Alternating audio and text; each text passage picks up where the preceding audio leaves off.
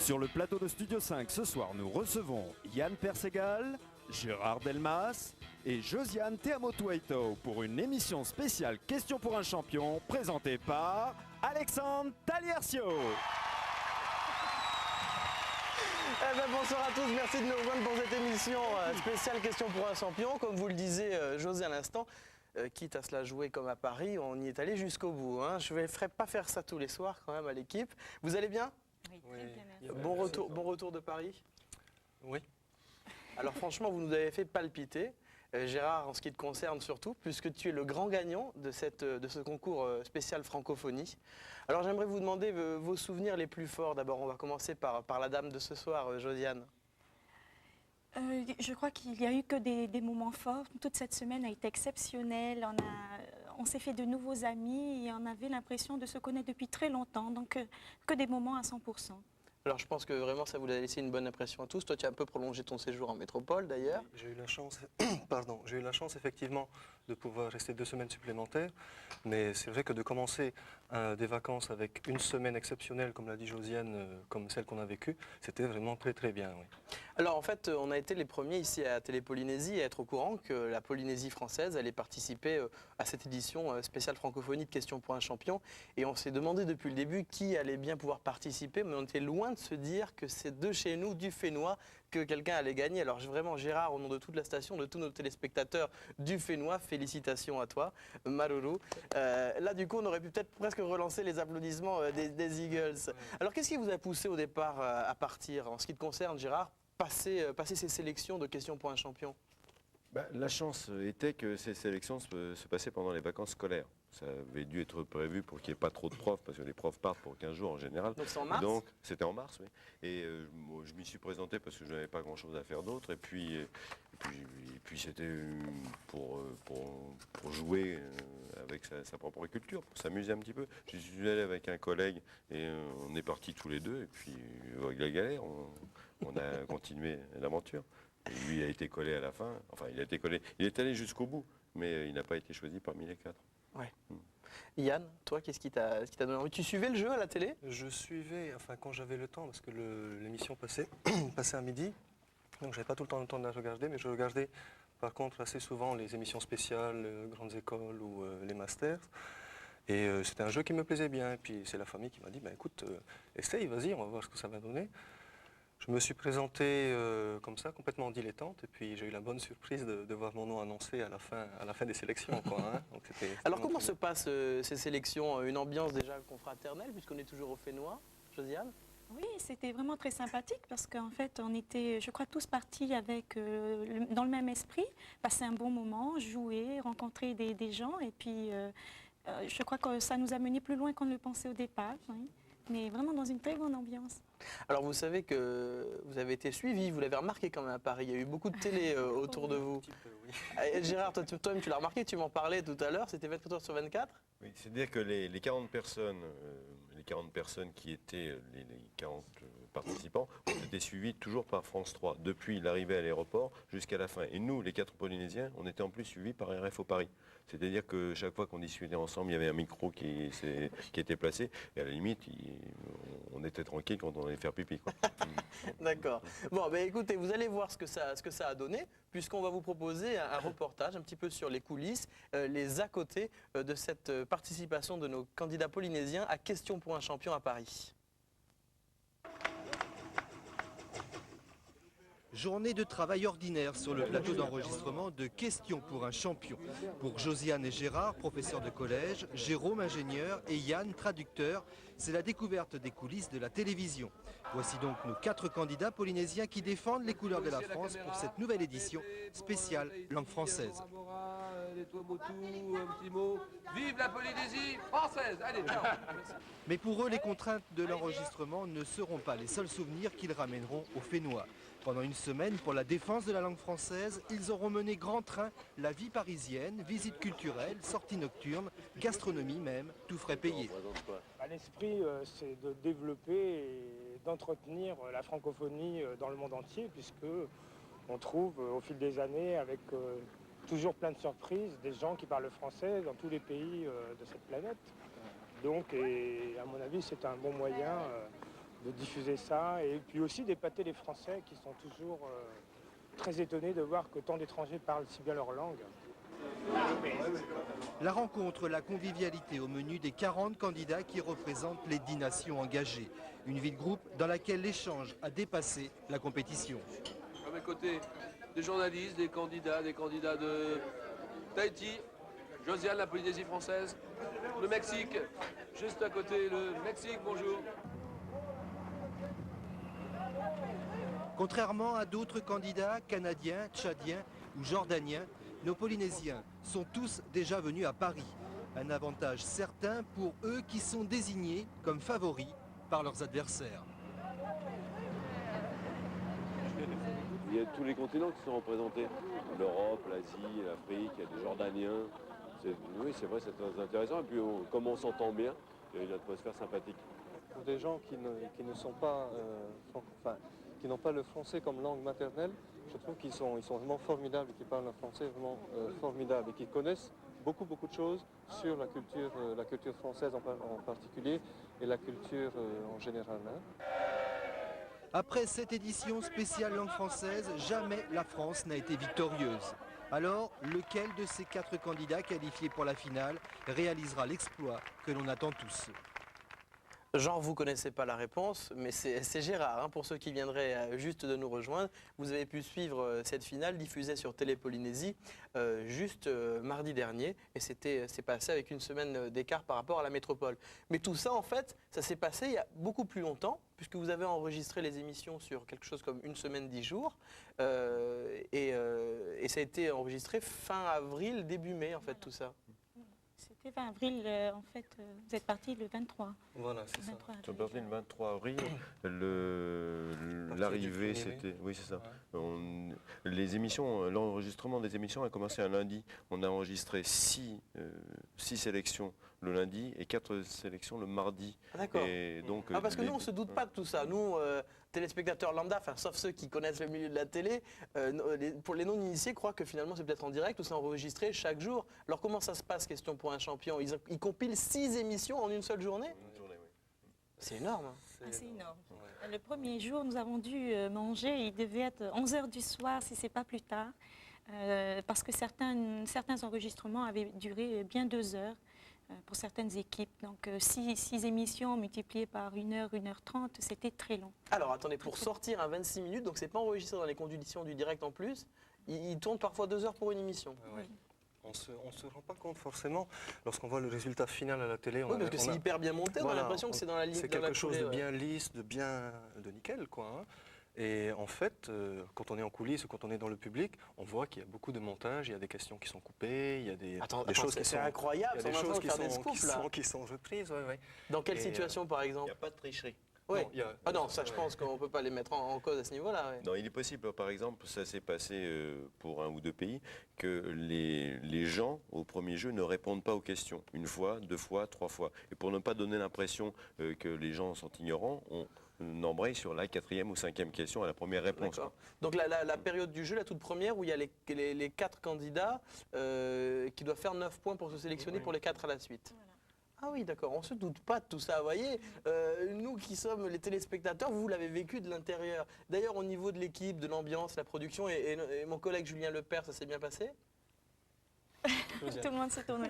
Oui, ça s'est très bien passé. C'était quelqu'un de plutôt sympathique, qui s'est bien mêlé au groupe, qui a bien participé à quelques activités avec nous. Oui, c'était quelqu'un de sympathique. Oui. Et en règle générale, quand vous disiez que vous veniez de Tahiti, ça faisait quel effet?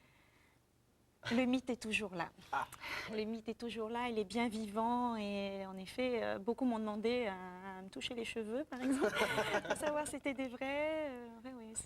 Le mythe est toujours bien vivant. Oui. D'ailleurs, là, il y a des liens qui se sont tissés, il y a des amitiés qui se sont créées. Et donc maintenant, on a 36 correspondants dans le monde.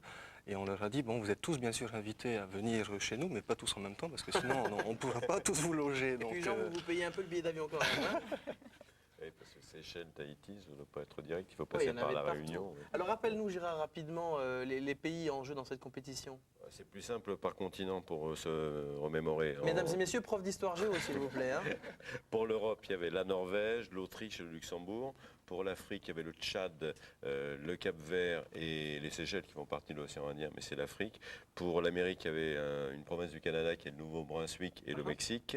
J'en ai oublié un, c'est l'Asie, la Jordanie, et puis la Polynésie française qui représentait la France, parce que la France, c'est assez bizarre. La France est puissance invitante. Oui. Par l'intermédiaire d'un dom-tom. Oui. C'est-à-dire que l'an dernier, c'était la Nouvelle-Calédonie, il y a 2 ans, c'était la Réunion, il y a 3 ans, la Martinique, etc.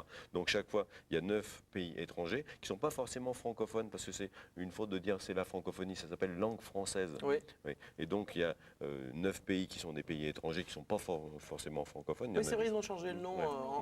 Il y a 3 ans, ça s'appelait encore les finales de la francophonie. Mais là, bon, par exemple, la Jordanie n'est pas un pays francophone, ni...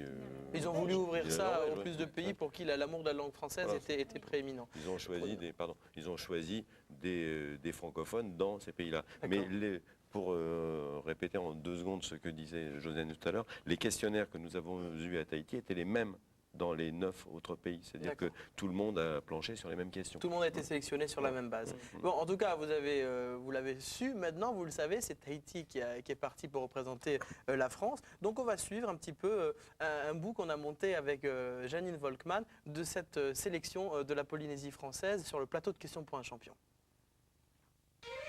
Cale ce soir en plein cœur des îles du Pacifique Sud, au beau milieu des eaux claires et chaudes et des lagons translucides. Nous sommes en Polynésie française, archipel cher à Paul Gauguin et aux amoureux de lumière, de nature et de culture maoui.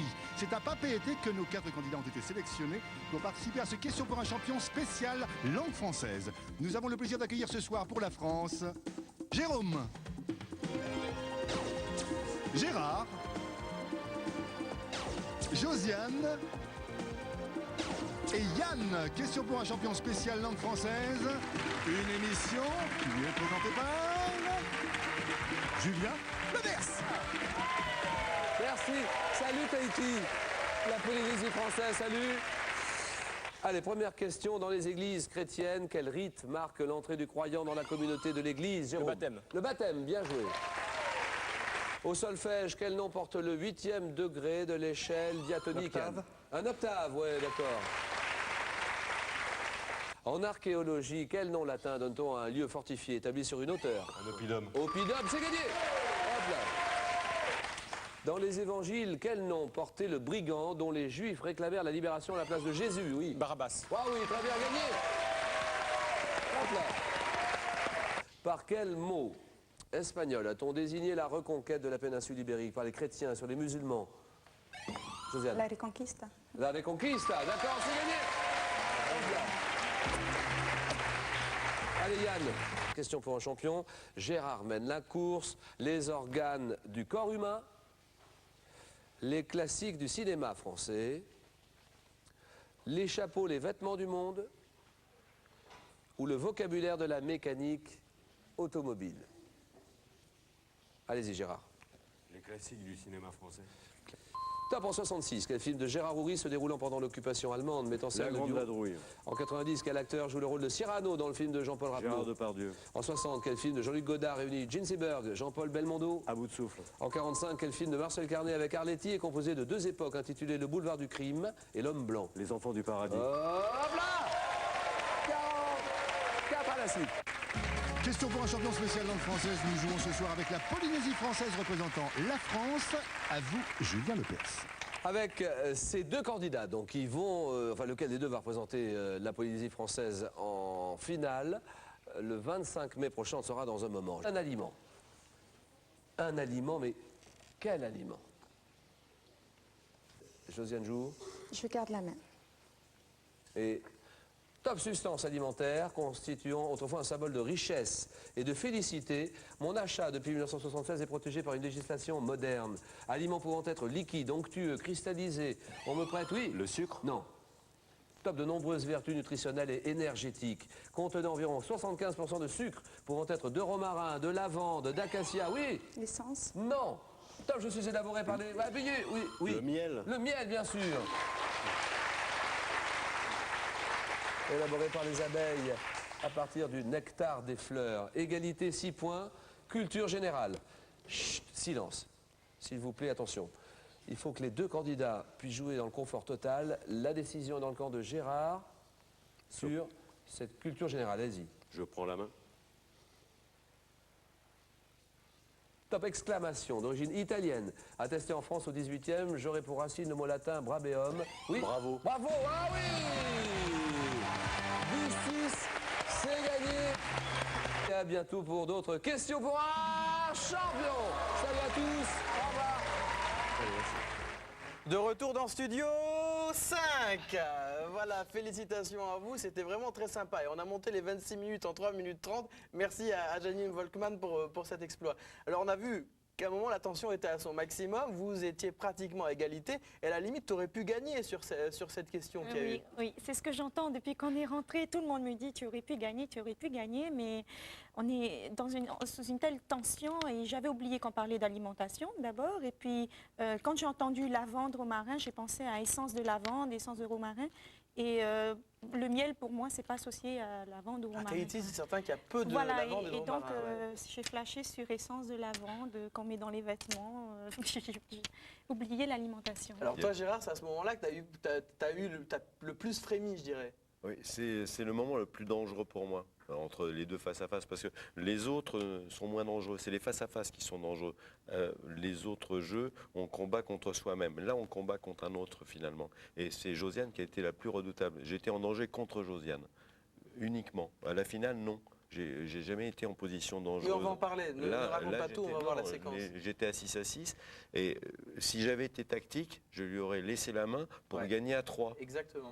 Et elle avait à 4, donc elle aurait gagné. Ouais. Donc j'ai pas été tactique, j'ai pas pensé, j'étais imprudent. Donc j'ai pris la main et j'ai eu à 4 et elle l'avait en même temps. Donc on aurait pu gagner tous les deux, sans aucun problème. Josiane aurait pu gagner, j'ai gagné, mais c'était vraiment une question de chance et de hasard. Alors on a vu qu'il y avait un quatrième, hein, il n'a pas pu venir sur le plateau ce soir parce qu'il est reparti en métropole la semaine dernière. Il s'agit de Jérôme, qu'on salue quand il verra cette émission, parce que vous allez lui enregistrer, j'espère. Quant à toi, Yann, bon, après tout, tu as participé, c'était bien sympa, et puis tu as... Ouais, t'as assuré quand même, l'air de rien. Arriver quatrième sur une sélection de plus de 500 personnes en Polynésie. Oui. C'est sûr que quand on arrive sur le plateau, bon, une fois qu'on est dans le bain de l'émission, on a la gagne, on a envie un peu de gagner, et puis on se dit après, bon, ben, c'est qu'un jeu, et puis on pousse ensuite ceux qui restent pour qu'ils aillent le plus loin possible. Hein. Oui. Bon.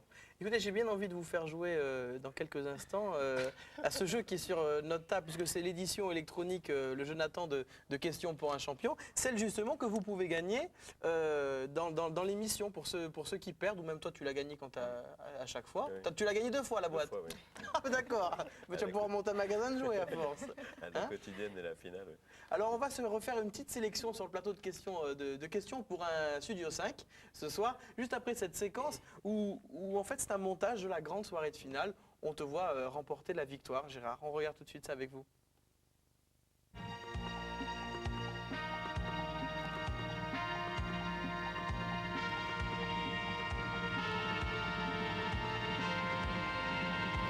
Question pour un champion spécial langue française pour l'ultime face-à-face. Nous accueillons pour la Jordanie Jean-Claude et pour la Polynésie française Gérard.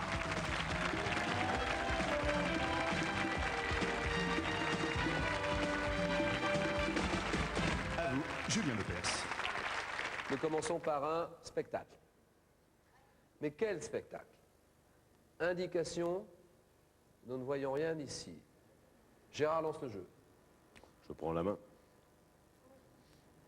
Top spectacle de plein air inventé par les Chinois. Je suis composé d'une annonce, d'intermède et d'un embrasement et comprend dès les Romains des compositions appelées éventail ou soleil tournant. Oui. Le feu d'artifice. Bravo.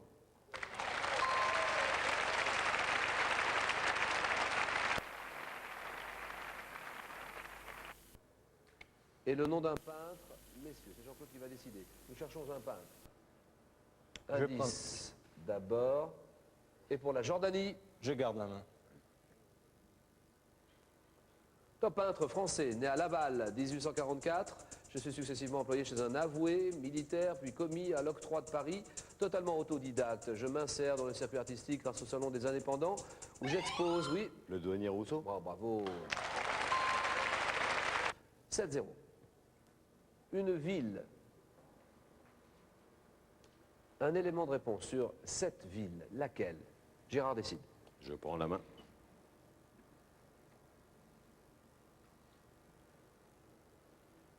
Top ville du sud de l'Europe. J'ai tour à tour été appelé Olisipo, Felicitas Julia, puis Al-Oujbouna sous la domination musulmane. Capitale du royaume au XIIIe siècle, je dois ma fortune à mon port, mais je connais, après un tremblement de terre en 1755, et la perte, oui. Marseille? Non. Non, mais la perte de l'Empire, oui. Lisbonne. Lisbonne, très bien. 10-0 pour le moment. Une notion, une belle question qui concerne une notion, mais laquelle?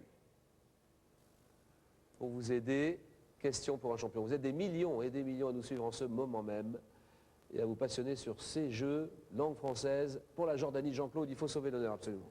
On va essayer, alors je garde la main. D'accord. Top notion consistant pour Descartes à agir sans qu'aucune force extérieure nous y contraigne. Je constitue, selon Nietzsche, oui. Le libre arbitre? Non. Top une force lorsque je m'oppose à la servitude. Idéal, symbolisé dans le... Oui. La liberté? La liberté, bien joué. 13-0. Allez, peut-être cette planète. Qui décide là? Gérard? Indication. Je prends la main. Gérard a la décision, il prend la main. C'est son jeu. Une planète. Premier qui arrive à 15 et champion. Top 8e des planètes du système solaire dans l'ordre croissant des distances au Soleil. Je suis, oui. Neptune. Neptune, c'est gagné. 17-0. La France, championne. Allez. Bravo, absolument. Question. Ah ben on en parlait en plateau entre nous, franchement à le revoir c'est toujours aussi palpitant je trouve. Et puis finalement tu étais plutôt placide en ce qui concerne le mec hyper cool, même des petites mimiques de la figure comme l'a relevé Christine Bourg dans un édito il y a pas longtemps. Parce que on voit quand je n'ai pas la réponse, on voit que je n'ai pas la réponse. Quand je l'ai, on voit que je l'ai parce que bon, j'ai une mimique qui est comme ça. On ne se rend pas compte. Moi, je m'en suis rendu compte en me regardant à l'écran. Mais bon, quand je jouais, les élèves m'ont dit que je bougeais la tête tout le temps. C'est vrai, bon, je bouge la tête tout le temps. Et puis, on va voir si tu bouges la tête toujours à ce point-là. Voici une question pour un champion. Attention, les mains sur le buzzer. Vous êtes prêts? On va faire un petit essai pour voir si ça marche. Appuie Gérard. C'est parfait. Ok, attention. Top. Quelle discipline médicale a pour objet l'étude et le traitement des maladies mentales? Psychiatrie? Exact, tu marques un point. Marque-toi un petit point. Attention, main sur le buzzer. À quel écrivain français doit-on La Vouivre et le Passe-Muraille en 43? c'est l'aimé. Juste. Tu marques 2 points. Attention, quel physicien britannique, prix Nobel en 1935, découvre le neutron? Chadwick? Absolument, tu marques 3 points. C'est une question à 3 points. 4. Oh là là, laisse tomber, moi je vais partir, j'ai trop honte quoi. Quelle coiffure militaire légère est également portée par les fonctionnaires des douanes et les pompiers? Le casque? Faux. Très faux. Alors, à vous. Le shako? Faux, le képi. Attention, quelle romancière est l'auteur des Hauts de Hurlevent en 1847? Bronté, Émilie Bronté. Exact, c'est une question à 2 points. Ok. Quel nom porte le désert situé dans la partie orientale du Sahara, entre les montagnes de Tibesti et la vallée du Nil? Ah pardon, non.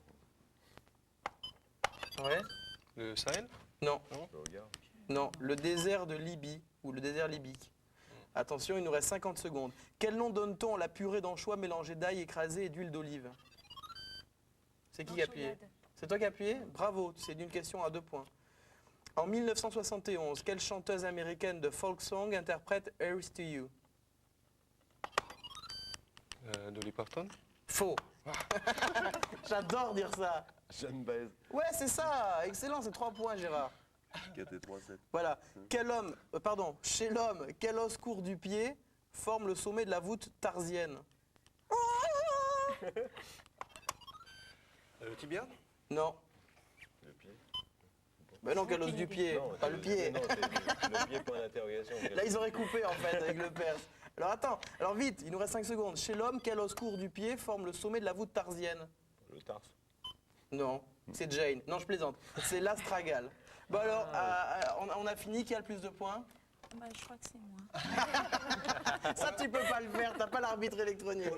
Bon, en fait, vous êtes tous super sympas. Vous avez répondu à des questions. Vous nous avez cloué le bec. Mais vous aussi, vous nous avez cloué le bec quand on est allé à votre rencontre en pleine rue. Puisque voici question pour un champion in the street de Papeete.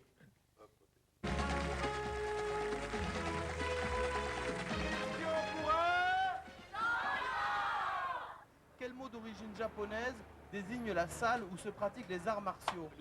Très bien. Alors c'est une question à 4 points, c'est donc à gagner. Comment appelle-t-on l'instrument de tracé composé de 2 branches articulées à une extrémité destinées à dessiner des cercles? Des cercles. Compas? Ah ben oui. Madame, vous avez gagné votre coiffure gratuite aujourd'hui dans ce salon. Attention, en 1974, quel groupe suédois chante Waterloo? ABBA, Menelik ou alors le trio Kikiriri? ABBA. Très bien, ABBA. Quel chef charismatique d'Israël fit sortir les Hébreux d'Égypte vers 1250 avant Jésus-Christ? Moïse, absolument. Moses en anglais. Bravo, madame. Quel est l'autre nom du filet de canard? Magret. Ah oui, Magret. Ah, celui qui marque. Magret, très bien, monsieur, vous marquez un point. Et pas vous, parce qu'il fallait appuyer sur le buzzer, monsieur. Chez l'homme, quel nom porte le muscle fléchisseur de l'avant-bras? Oh, je devrais savoir. Fléchisseur de l'avant-bras. Biceps. Oui, répétez, madame. Biceps. Oui, très bien. Quel naturaliste anglais du 19e siècle a fondé la théorie de l'évolution? Darwin. Très bien, 2 points de plus. Je suis une bête, je t'ai dit. Attention, on est dans le jeu. En 1960, quel homme politique est élu président des États-Unis? 60. Il s'est fait assassiner à Dallas. JFK. Oui, très bien, vous avez gagné. Ta, ta, ta, ta, ta, ta. Voilà, et de retour sur notre plateau. Merci à vous qui vous êtes prêtés au jeu. Et si vous n'êtes pas vu dans cette séquence, c'est que vous avez joué comme un pied. Alors, à propos de ça, vous voyez que finalement, c'est aussi une part de chance dans cette épreuve de questions pour un champion. Vous la mettez à quelle proportion, la part de chance? Parce qu'on se dit, oh, il faut avoir de la culture. Je pense qu'il y a 3 éléments qui entrent en jeu. Il y a d'abord effectivement la base, c'est quand même une bonne culture générale, hein, peut-être à la moitié ou 60%, les 2 tiers. Ouais. Ensuite, le tiers restant se répartirait entre de la vitesse, parce qu'il y a parfois il faut être rapide, il ne faut pas être éliminé. Et ensuite, la chance pour faire les bons choix. Et parfois, comme disait Gérard pendant les émissions, c'est pas forcément dans les disciplines que l'on connaît le mieux qu'on s'en sort le mieux. Hein. Donc, oui, parce que finalement, on dit souvent que c'est les profs qui sont... ce sont les profs qui sont les meilleurs à ce jeu Question pour un champion. Et vous êtes tous les deux enseignants? Oui, mais je crois que justement le facteur chance a joué en notre faveur, mais ça aurait pu être quelqu'un d'autre. Je crois que là, je n'ai pas du tout été rapide et il se trouve que j'étais un peu moins lente peut-être, mais je suis vraiment pas rapide. Oui. Et puis en fait, ensuite, aux 4 à la suite, je voulais prendre les organes et puis Jérôme me disait non, je prends les organes, choisis autre chose. Au genre. Et donc, ah oui, d'accord, ça se passe comme ça. Et donc, il me restait que les vêtements ou bien le sport automobile et puis la mécanique. Oui, comme pour moi, c'est vraiment du chinois. Donc, vraiment, je n'avais plus le choix. J'ai pris les vêtements et qui sait, je me serais peut-être complètement étalée sur un questionnaire. Donc, tu as évité le vautrage. Oui, finalement, grâce à Jérôme. Merci Jérôme. Voilà. Bon, écoutez, ça a été vraiment très sympathique de vous recevoir sur le plateau de Studio 5 ce soir. On voulait vous rendre hommage. On va s'en faire une petite dernière. Aux échecs, quelle couleur commence le jeu? Blanc. Les blancs. Bon, vous avez tous gagné ce soir. Vous êtes véritablement les champions de Polynésie. Merci à tous et merci à vous d'avoir suivi cette émission. Merci d'avoir joué le jeu aussi dans la rue. Et on se retrouve demain avec une toute autre émission sur une compétition de voile. Vous allez voir de quoi ça parle demain. Merci, ciao, bisous, nana tout le monde.